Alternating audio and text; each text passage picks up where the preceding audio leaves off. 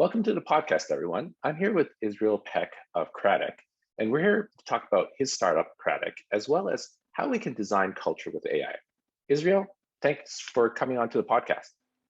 Thanks so much for having me, Eric. I'm really looking forward to it. So thank you so much. No worries. I think my first question is, why don't you tell us about Cratic? First of all, why the name Cratic? Yeah, so Cratic is actually a term from chemistry. It's a root word in democratic and Socratic, which is part of what we do. We democratize culture for teams through the Socratic method of asking questions and opening dialogue. But the word cratic actually comes from chemistry and refers to kind of a stage in a process where when you mix a liquid and a solid together, they kind of go through this reformation phase where the atoms and the molecules kind of reconfigure themselves. And it's usually kind of a gritty phase. And that gritty phase is called cratic. And so that's kind of representative of what we try to do for teams is we try to help them go through the kind of the gritty conversations in a really safe and structured format. And that's how we build culture in teams. So that's kind of like the goal of what we're doing is delivering a tool that's a software tool that's scalable so that you can use it with a very large team very easily. And it helps teams build community. And by that, we kind of have this pyramid of how we think about that. So it starts with familiarity. We help create familiarity in teams. As they become more familiar, then we try to create opportunities for vulnerability. And from vulnerability, we're able to create trust in teams. And kind of the long-term goal of that is that we're helping teams make better decisions together faster. And that's kind of how you make culture actually make a lot of sense for businesses. It's super interesting because, I mean, your description of Cratic and about the gritty culture and the fact that you kind of associate with like the democratization of culture, because I feel like a lot of people would say, hey, democracy is messy. And it's very true, but you usually end up with great decisions. So let me ask you this question. Do you think with Cratic, your startup, you're kind of helping organizations, whether they're forming new teams or existing ones, do you view that a lot of organizations kind of stay stuck in this Cratic, in this messy in between versus actually getting a high performing team from when they're initially together or when new people come on board, etc.? Yeah, so a very interesting question. So first of all, it's a brilliant field. Like it's such an interesting science right now. It combines a lot of psychology, a lot of sociology, and then AI. Like it couldn't possibly be more interesting. But one of the things that I think is really important is that you create a container for these conversations. And by that, what I mean is like you create a formal process, and that's what we think of as like, this is a process we actually put into a team. I think that part of what makes democracy work is that you have a cycle. So everybody knows that we can kind of argue for a few years and then we're going to get to vote and then we trust that process. So what we're installing in teams is a culture building process. So every week the team gets a few questions. That's kind of the gritty part. They answer those questions anonymously. The AI analyzes the answers and then they get together for 30 minutes and they have a conversation. And in that conversation, they talk about, the answers are anonymous, but they read the answers together. And so they kind of talk about like which ones they like more and like what things come up for them. And we try to keep it short at like 30 minutes. I kind of have this philosophy that like, you don't want to spend all day doing culture. Like businesses have to make a business work. But people need that space is what we're finding. Like people really need to know that once a week for 30 minutes, they're going to get to kind of talk through some of these elements of their norms of their team. And so by having that structured time that's committed, and that's a big part of this is that leadership has to commit, yeah, we can do 30 minutes a week and we can have these conversations. Once they have that, we find that like the other time around that is actually a lot more efficient and effective because people kind of get through some of the gritty conversations in that container. Interesting. It sounds like, and I think most people would consider culture those formal processes, those formal traditions or touch points. You're kind of using the AI tool that you're building to kind of integrate the informal into it a bit more formally, for lack of a better term, right? Perfectly, So you're kind of like, yeah. Yeah, you're kind of merging the two. Would that be a fair description of what you're trying to do? I think you're perfectly summarizing it. So I used to work as a strategy consultant for 6 years before this. I did culture transformation programs. And a lot of what we did relied on the formal culture of the organization. And I'll just clarify what I mean. What I mean when I say formal is the documentation of the organization. So what is the documented vision, mission, values of the organization, for example? And how do they hire? That's a really important part of the process that we would look at. What is your messaging out to the market? What are you communicating to people in your onboarding documents and your onboarding pamphlets? A lot of that sets the stage for what the culture of the organization is going to be. And that's all very formal. But what we have all seen, I think, is that different parts of the business kind of move around that formal structure. And that's the informal part. It's the relationship dynamics that go on inside of the organization. It's the way people talk to each other. It's the way things get done. It's actually kind of the way things get done sometimes during crises. That can be really, really important. So it's a very complex problem, honestly. How do you kind of formulate the informal business around the formal structure? That's really complicated. And that's where AI has come in and I think actually made the problem a lot simpler to the point where we've been able to wrap our hands around it and actually demonstrate that we can improve, that we can fix the problem. I mean, you mentioned, especially on the informal component, leveraging AI. Do you think that AI can help with all aspects of cultural design, or is it only the informal, or is it some bit of formal, or is it both? Like, what have you experienced so far in that leveraging that AI in terms of cultural design? So I'm a huge believer in AI. I'll just come out and say that. I believe AI is doing a lot of things to solve a lot of problems for humans. I do think that for example, a few years ago, you might remember there was kind of a battle in the press between like Mark Zuckerberg and Elon Musk, and they went at it, and I now call it like Zuckerbergian AI and Muskian AI. Like the two schools of thought that became really clear to me in those series of articles that came out, I think it was like 2017, 2018 timeframe, was that Zuckerberg seemed to look at AI as any kind of computational help that we get from computers. So it could be even a calculator. He seemed to kind of think that like any kind of job, basic tasks that we can give to a computer, that's AI. Okay, well, that's kind of a simple view of it. I think Musk's view is a much more kind of futuristic, and this idea that like it's about self-improving algorithms, and it's kind of about like the whole globe of like people building solutions that are moving us towards like this frontier of change, and are we ready for that frontier of change? And so I'm actually kind of okay with both. Like I think both are moving at a good pace, and I'm happy with what's happening. My personal experience has been mostly with natural language processing. So I'm really interested in how we take language and we break it apart into numbers, and we can then analyze the language numerically. And so we use that through our algorithms to try to shape conversations for people. And this is our our access point into the informal culture is language. Because I kind of believe, well, I deeply believe that the way people talk is really illustrative of what's happening inside the culture. Yeah. So for example, if I present you with a series of topics, and one of those topics is leadership, and every time I ask you a question about leadership, your average answer is more negative than, say, another company. That would be pretty insightful. That might tell us, like, this group of people actually struggles with their relationship with leadership. That's kind of an interesting fact to understand about an informal culture. So to get kind of to the heart of your question, I think that AI is able to help us in some of those ways by actually informing us. One of the ways I like to think about it is that AI is really good at, I guess I would call it like intrinsic support. So it can give us ideas so that we can understand what's going on better. A good example of that would be like my GPS on my phone.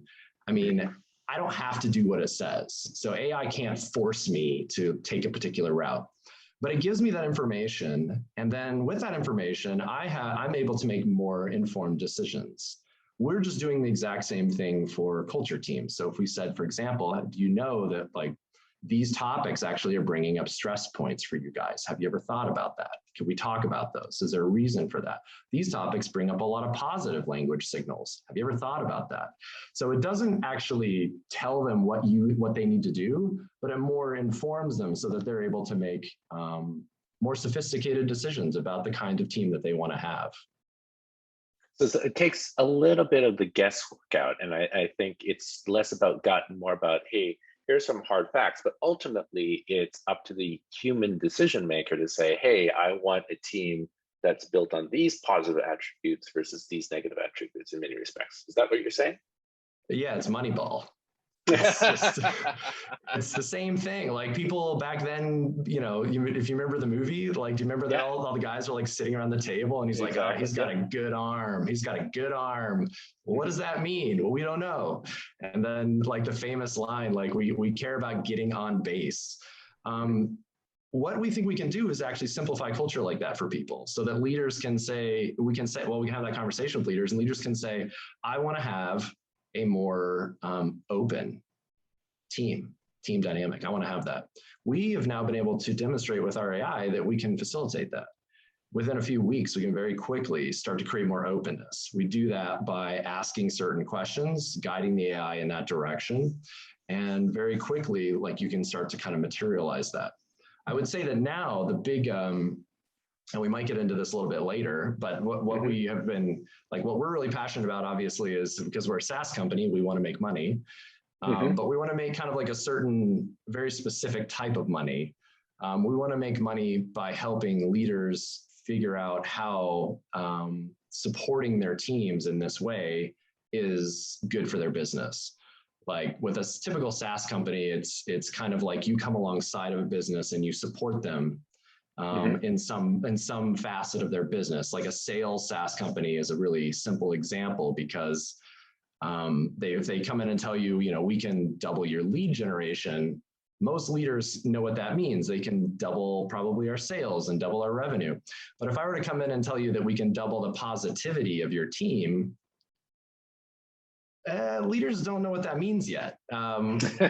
People intuitively, it sounds good, but what would it mean to have a more positive narrative in your team? And for people, you know, when they go home and when they're out with their friends, to have more positive things to say, we don't know yet. This is part of what makes it kind of a really exciting science. It's super interesting you bring that up because I feel like as we redefine work because of the pandemic, that's going to be one of the key things that we need to figure out how to measure. But I want to go back to your comparison of AI. So the Elon Musk versus Mark Zuckerberg. And I think you kind of indirectly mentioned, I think there's just been a general, let's say, negative perception of AI recently, right? We have, I can't remember the author's name, but she mentioned, you know, wrote the book, Weapons of Math Destruction, right? Was the title, right? And I want to ask you, where do you see AI right now? Do you kind of mentioned that both the Elon Musk and the Mark Zuckerberg are moving at a pace, right? Where do you think we are right now holistically in terms of artificial intelligence? Are we moving more and more towards Zuckerberg, or are we moving more and more towards Elon in terms of that holistic version of AI? Or is it somewhere in between? I think Zuckerberg has already happened. I mean, we all have massive access to computation, but I think it's obviously that's kind of the foundation, but I think it's actually a very exciting time. I think it's probably very early. I have a prediction I like to make that I think soon we're going to start seeing executive teams at large companies. I could see them adding a role like chief AI officer, right? It's like somebody whose entire job is about helping the business automate elements of the business. There's no reason why we can't do this. And I think AI is actually going to play a very fundamental role in this. And it's actually really interesting that, you know, kind of a side trivial comment, but with Elon Musk kind of, he obviously beats the drum. Like he claims that he thinks that AI is kind of dangerous, and like he's a big proponent of the risks of AI that's unchecked. But he's also making the first human-like AI robots, it sounds like. Yep. So as much as he believes that there's risk, like he obviously sees the potential and he's moving in that direction. So I kind of think it's one of those things where you're at risk with AI is if you avoid it and you don't learn how you're going to start partnering with it. I think the businesses of the future are already embracing it. They're already looking for ways to do it. We talk to lots of innovation leaders at companies where this is a big part of their job, is trying to understand which AI components or tools should they be using. That's actually ironically been something that's been a really help to us, is a lot of companies already have an AI agenda. They have an agenda to bring AI tools into their business. And so when they understand that there's now this culture AI tool out there, that's really interesting to them. It's interesting you bring that up, because you kind of use the word tool, but if we take a look at what you had mentioned previously about leadership and leadership leveraging AI to have a positive energy or positive culture, that's something that we still need to figure out. So let me ask you this, there is a lot of talk about servant leadership, right? Do you view that as, let's say, the first step of something, maybe let's call it post-servant leadership, where with the AI technology that you're building with Cratic, that we get a new form of leadership that emphasizes, a positive collaboration culture, which will be key in order to attract and retain people. Because I think, as we've seen with today's workforce, the whole great resignation, people are like, well, and I think this is why I asked you the AI question was, well, if I'm going to be treated like a Mark Zuckerberg, where a lot of the tasks that I used to do is going to be automated and I might be out of a job, that's the negative perception. We need to figure out how to better integrate and have leaders who say, hey, AI is your friend, as you kind of mentioned. But how do we do that? And do you think there's a new form of leadership that's coming into play? So there's a couple of really interesting points that you've touched on here, and I want to try to unpack them and do them justice. One of them is that the way that we are starting to think about culture is different. It's shifting. Culture used to be very top down. We had executives that set the cultural agenda, they set the tone. And when I think we were in a post kind of like World War II culture, where we had a lot of ex-military people running companies, it was very hierarchical, and having a really virtuous leader was very important, because that was what set the tone for all the other relationships as they cascaded down the business hierarchy. When I say business hierarchy, I mean a lot of the companies I used to consult for had 6 or 7 or 8 layers in the organization, starting from the CEO down to the frontline workers. Now you take, for example, a company like Volkswagen, who has 660,000 employees.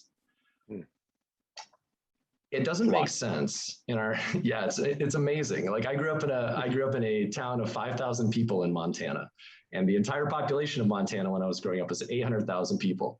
And you have a company that's spread out across the world, that's creating tremendous value, has an incredible value chain. But it's kind of hard to imagine that one leadership team is setting the entire tone for all of those relationships. I mean, think about how many relationships are going on inside of an organization that large. And so what we've done is we've disaggregated this idea down and said, okay, well, you have a formal culture. We respect that, and that's very important. What we are focusing on, though, is teams. These companies are made up of teams, which are units. It's a unit. It's a group of people. It's the people that I work with every day. I have 6 or 7 people that I interact with every day. I don't, when I was a consultant, like you don't interact with the CEO every day. Like nobody, a 600,000 person company does.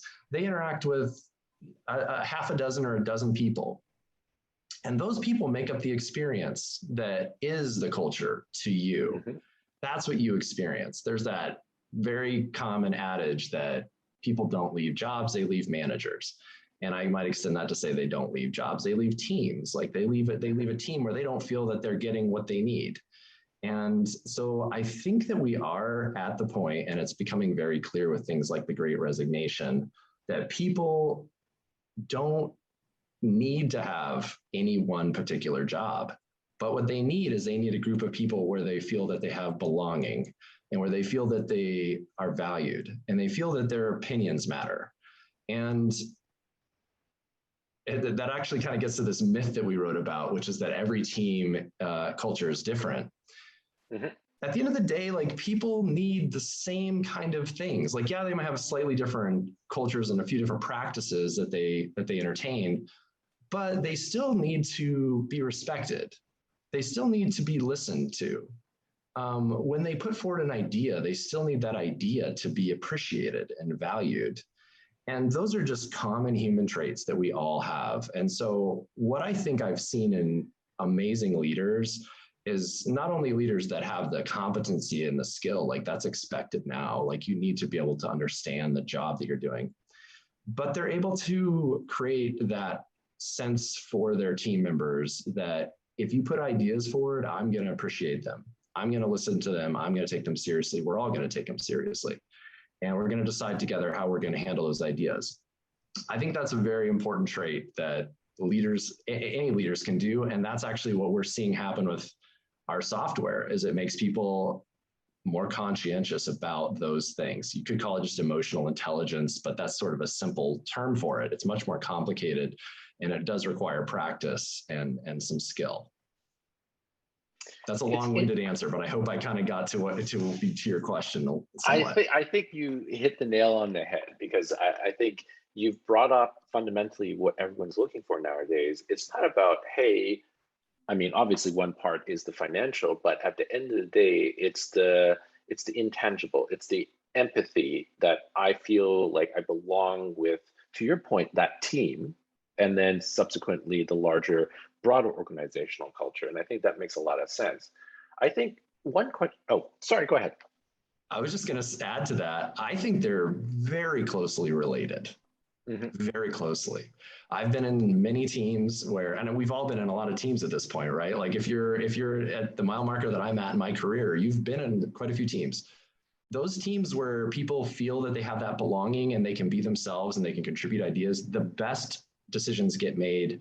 The team ends up working out really well. I'm not talking about like loosening the boundaries, like we're not focusing on work. What I'm talking about is where people make a conscious effort to understand each other and get on the same page. I think it will unquestionably lead to business results. I've seen that many, many times with client teams, obviously with sales, when you're building relationships with people.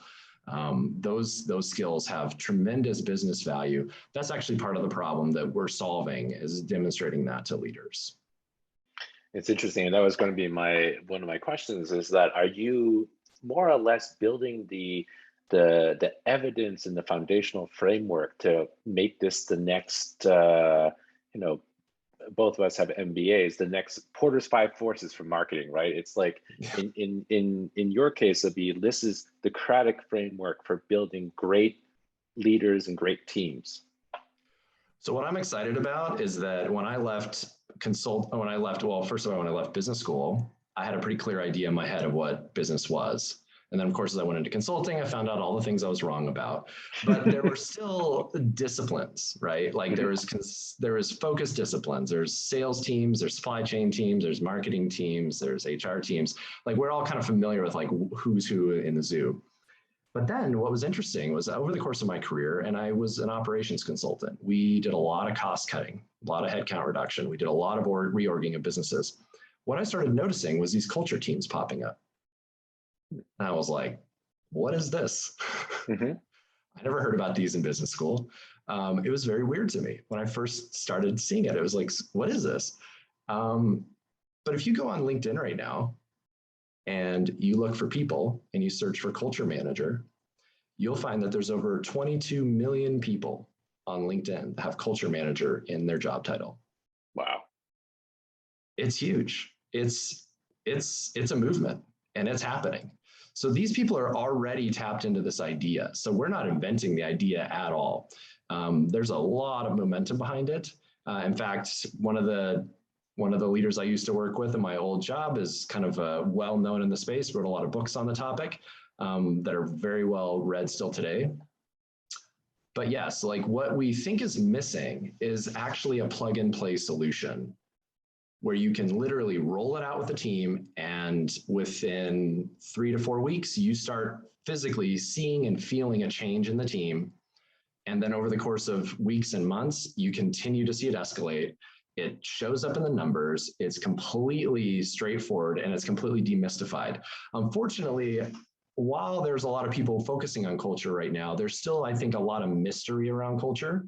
And that's something that I think can be changed. I think it can become just as straightforward as sales, just as straightforward as supply chain. Those things used to be mysterious at one point too, but they're not really anymore. I mean, there's still obviously lots of work and frontier that needs to be, someone out here is like a supply chain expert is going to be like, oh, what an ignorant statement. There's a lot less mystery. Let me say there's a lot less mystery than there used to be. At least there are concrete elements to it. And in culture, not so much. I mean, you'd actually have a really hard time sitting any of those 22 million people down and getting them to agree on what a good culture program is. Like, there's so much variance in how these things are done. Some people think it's buying ping pong tables. Some people think it's feel-good campaigns. Some people think it's shout outs on LinkedIn. It could be cards, could be gift cards. But some of those things are actually, as we found, can work actually against your goals. I have been more than aware of many culture programs where they gave out like $5, $7 or $10 gift cards to people, where people literally feel insulted. Like, what are you telling me? Like, this is our culture, is that I can go buy one coffee. What they would really probably rather is have a conversation where a leader sits down with them for 30 minutes and just says, I want to understand better what's going on in your life. And I think that is actually what we are facilitating with our tool, is just developing a structured way to do that. That gets you to the familiarity, vulnerability, and trust, which gets you to better decision-making. So it all just kind of fits together in one package. Interesting. Israel, on that note, I think we're at time right now. So I wanted to thank you again for talking about Cratic and also how can we design culture with AI. So I look forward to this and many other conversations with you. I think culture is going to be a huge topic, not only post-pandemic, but for the next decade. Thank you so much, Eric. I really appreciate what you're doing here with this podcast, and thanks for having me. This is great.